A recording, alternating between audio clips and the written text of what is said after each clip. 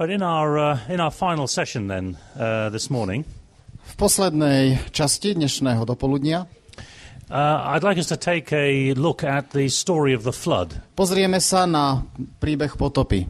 In Genesis 6, chapter 6 to 9. Genesis 6. až 9. kapitola.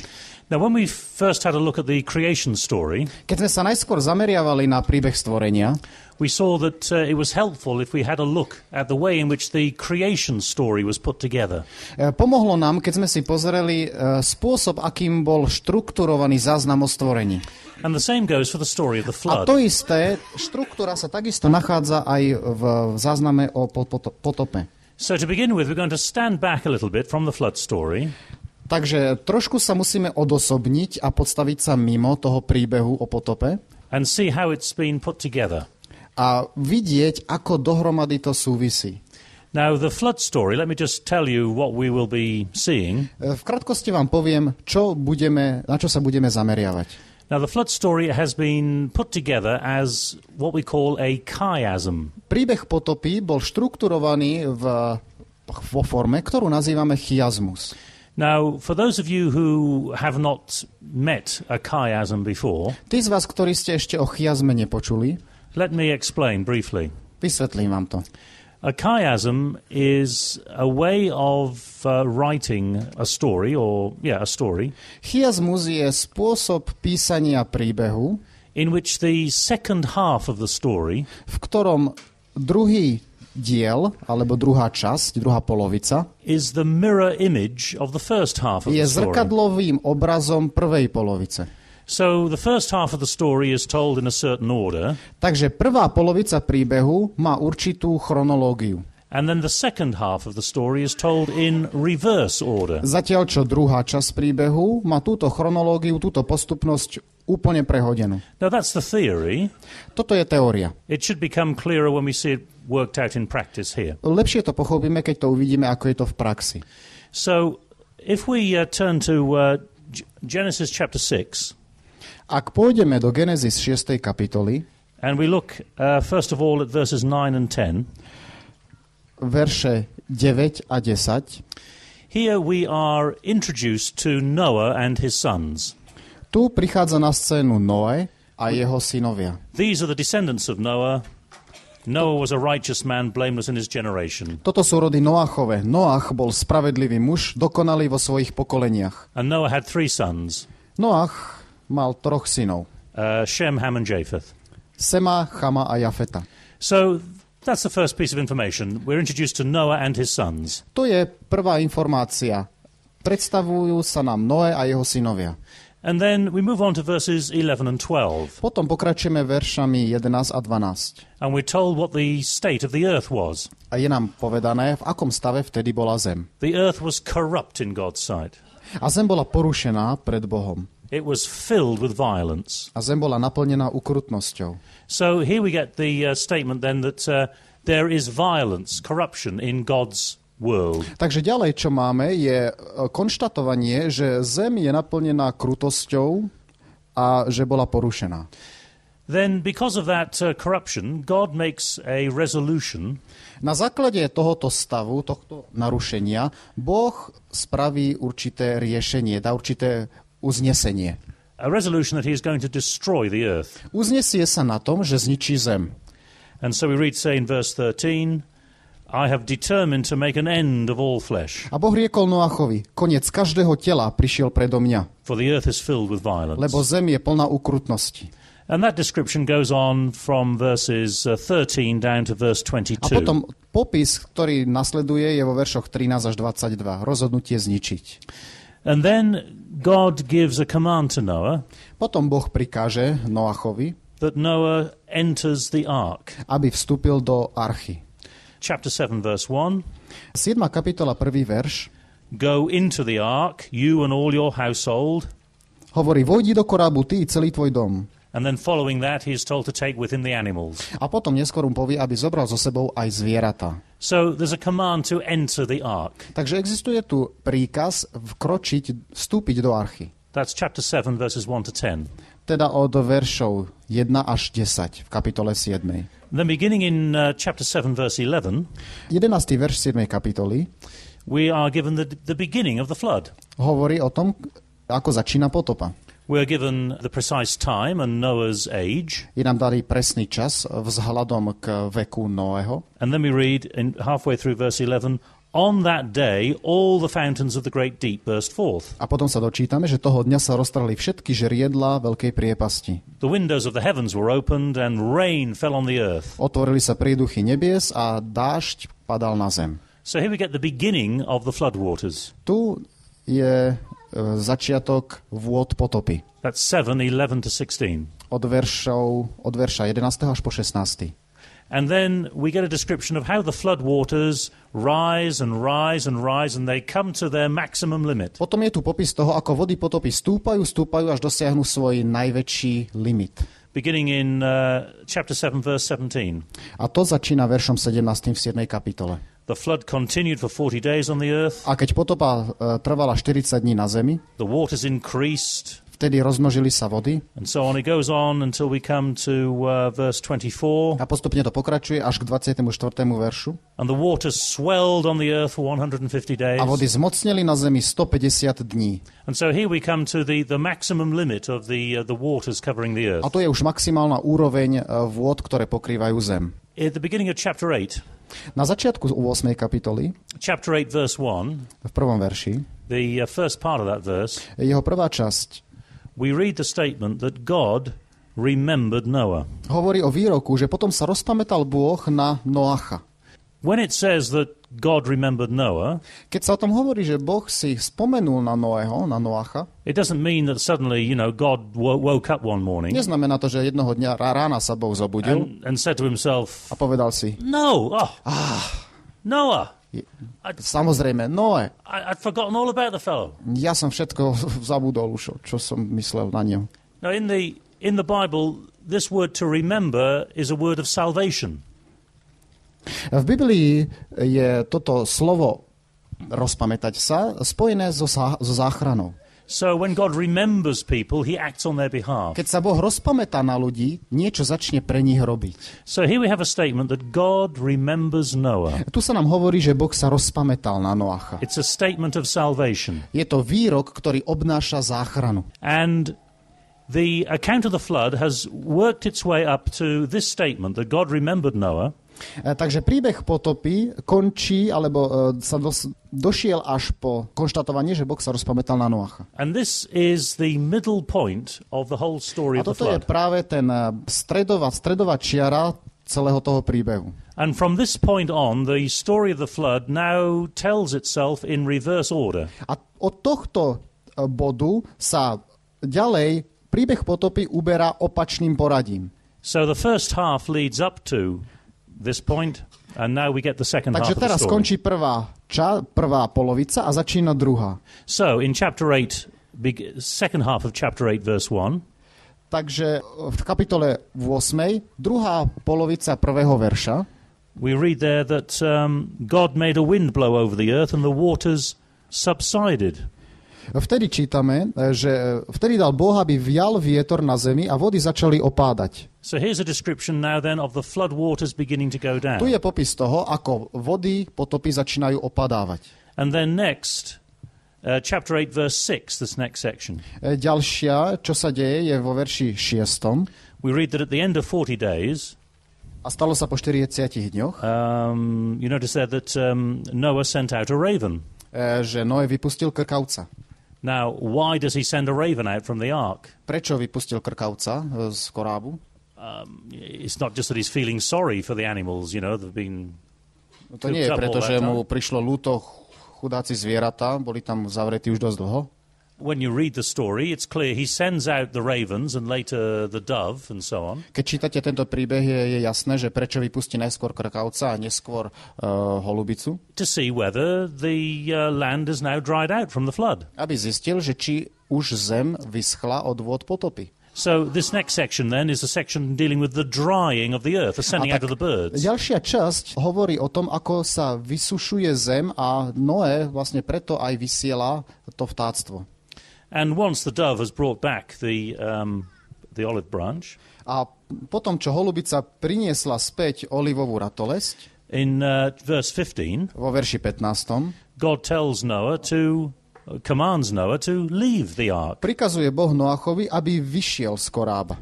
Verse 15, God said to Noah, go out of the ark, you and your wife and your sons. A Boh hovoril Noachovi a riekol, výjdi z korába, ty i tvoja žena, i tvoji synovia.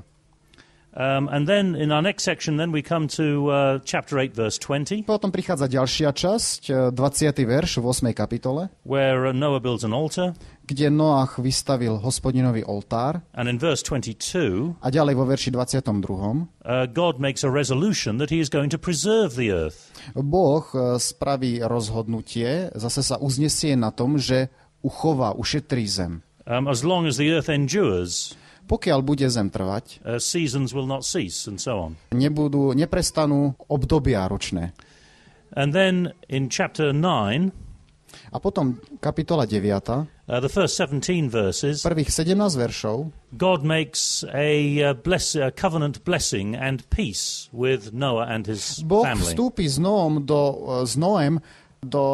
zmluvy pokoja s Noachom a s jeho rodinou. You see, chapter 9 begins with God blessed Noah, and so on. Samotná 9. kapitola začína tým, že Boh požehnal Noacha a tak ďalej. And that continues through those 17 verses, A potom- this blessing and peace. Toto požehnanie a pokoj pokračuje v prvých 19 veršoch. And then finally, we come to chapter 9, verses 18 and 19. A potom je tu kapitola 9, 18. a 19. verš. And here, once again, A tu opäť we hear about Noah and his sons. počujeme niečo o Noachovi a o jeho synoch. The sons of Noah who went out of the ark were Shem, Ham, and Japheth. Tí, ktorí vyšli s Noachom z korábu, boli Sem, Cham a Jafet. These three were the sons of Noah. Títo traja boli synovia Noacha. And it's appropriate that it's beginning to rain in the middle of talking about the flood. A je super, že začína pršať, keď hovoríme o potope. If we look at this structure of the flood story, Keď sa pozrieme na túto štruktúru, ako je potopa popísaná, you can see how the second half is the mirror image of the first half. môžete vidieť, že druhá polovica je zrkadlovým obrazom prvej. So at the top we have Noah and his sons, Takže úplne na začiatku, na vrchu máme Noého a jeho synov and at the bottom we have Noah and his a sons. máme ho takisto aj na konci s jeho synmi. And then you see the B section. A potom B, čo je násilie v Božom stvorení. We have violence and corruption in God's creation. Yes. And at the bottom we have blessing and peace, which balance each other. A potom dole, druhé od spodu, máme zmluvu požehnania a pokoja. To je niečo, čo vyvažuje, čo sa doplňa. We get the command to enter the ark, Potom máme príkaz vstúpiť do archy, balanced by the command to leave the ark. kde zase je vyvážené príkazom vystúpiť z archy. We get the beginning of the flood and the ending of the flood. Potom máme začiatok potopy a zase k tomu zodpovedá koniec potopy. So the story is told in a series of matching pairs in the first half. A tak tento príbeh je nám rozpovedaný ako keby v takých v takých protikladných dvojiciach. But perhaps the most important thing to see is what is at the center of this story. To, čo je najdôležitejšie si všimnúť, je skutočnosť, ktorá sa nachádza v strede, v centre príbehu. Because everything leads up to this statement at the beginning of chapter 8. Pretože všetko ako keby smerovalo k tomu, čím začína kapitola 8. And then everything leads away from it. A potom ako keby zrazu všetko od toho išlo preč. And that statement is that God remembers Noah. Ten výrok, ktorým začína 8. kapitola, je, že Boh si spomenul na Noacha. So this is the focus of the whole story of the flood. Toto je to zameranie, to hlavné zameranie príbehu potope. A story of salvation. Je to príbeh záchrany. Now, if we just consider the first half of the story, Ak sa zameriame len na prvú polovicu príbehu, and just as you follow the descriptions from the beginning down to the middle, a keď pozrieme, ako jednotlivé časti za sebou nasledujú, and you ask yourself, what is happening here in the world at this...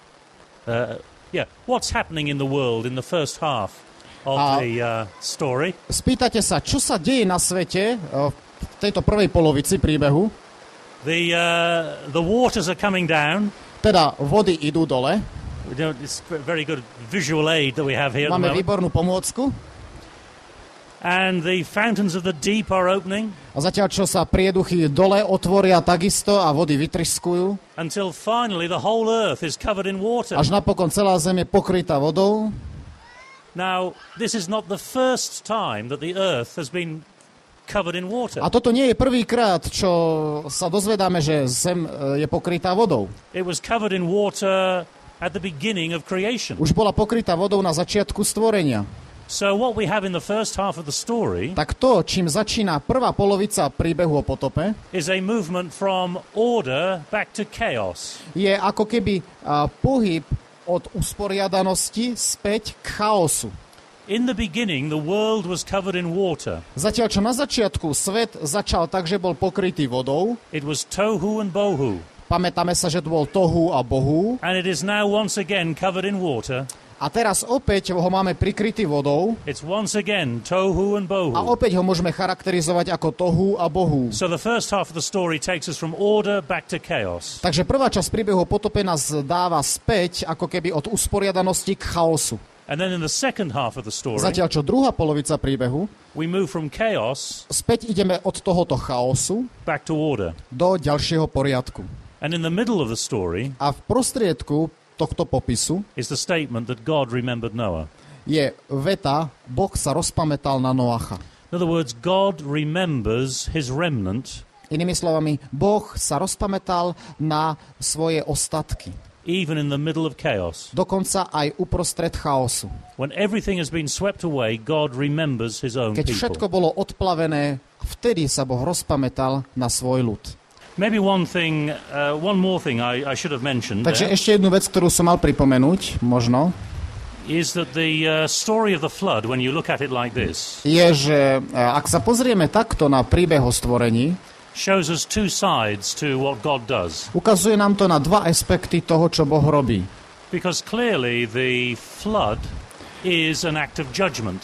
Je jasné, že potopa je Boží súd, ktorý dopadá na zem.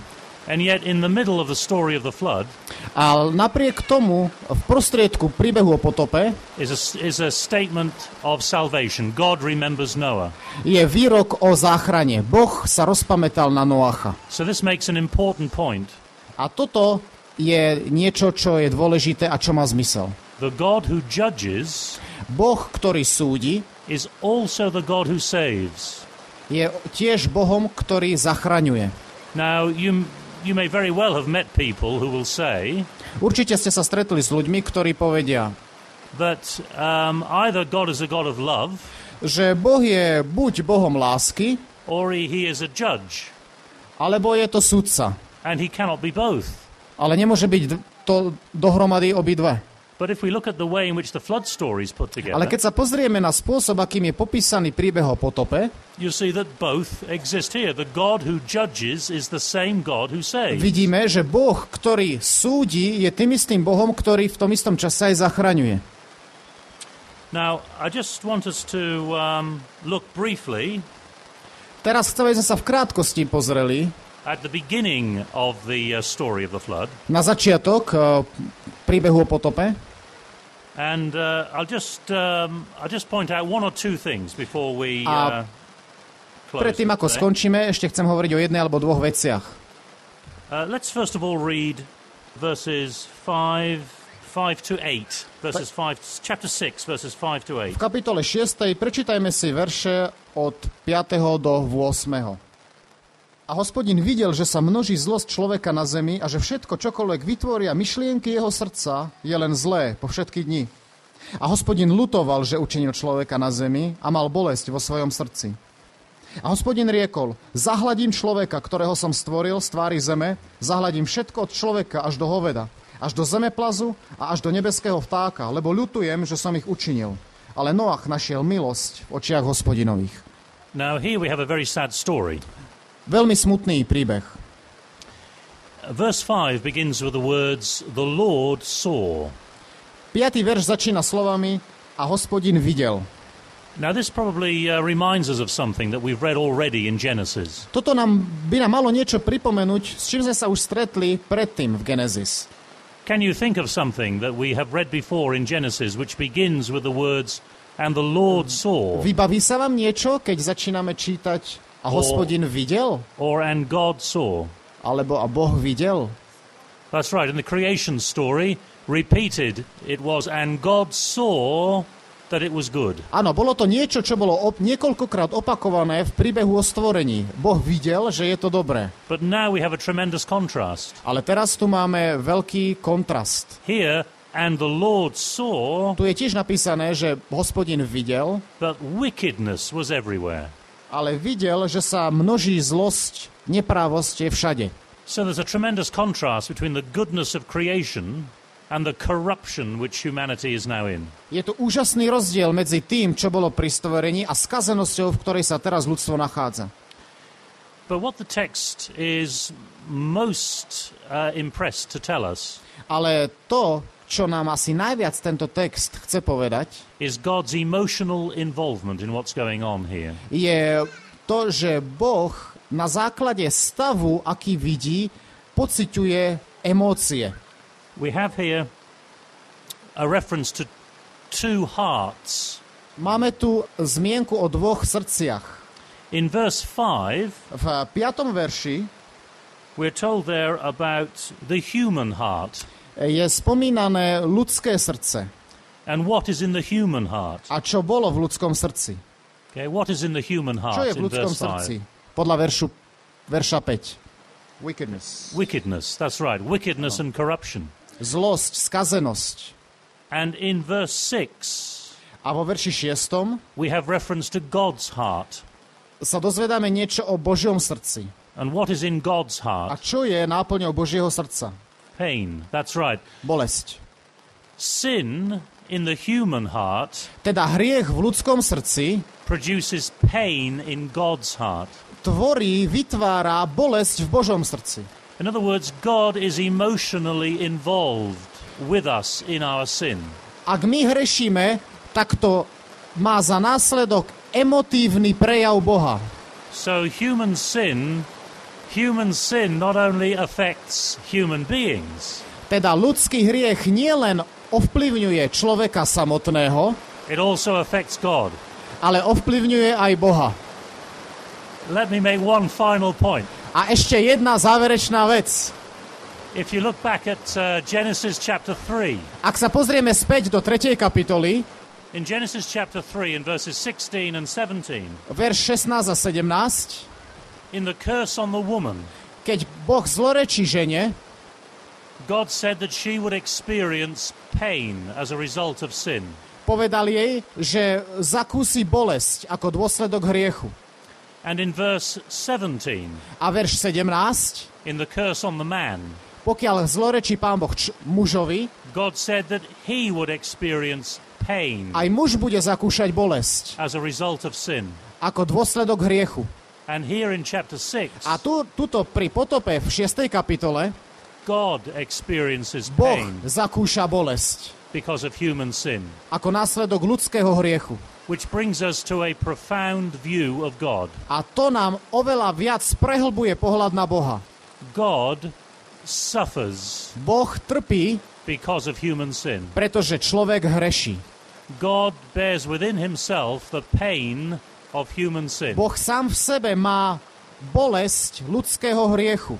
And this is I think, a profound insight into the nature of God. A toto je úžasný pohľad na podstatu Boha. God does not stand at a distance Boh nestojí vzdialený and views what human beings do. a pozerá sa na to, čo ľudia robia, God suffers with us ale Boh trpí s nami in our sin. v našom hriechu. So we do not have to wait until we get to Calvary Takže nemusíme čakať, kým sa dočítame o Golgate, for a view of the suffering of Christ as a result of human sin. alebo kým sa dočítame, ako Kristus trpel pre ľudský hriech. Here, at the beginning of Genesis, Už tu, na začiatku Biblie, v knihe Genesis, God has pain in his heart Boh prežíva bolesť vo svojom srdci and suffers emotionally a prežíva emocionálnu bolesť, utrpenie, because of our sin. pretože my hrešíme. And what that means we will expand on A tomorrow. to, čo tento skutočnosť znamená, o tom si budeme hovoriť viac zajtra.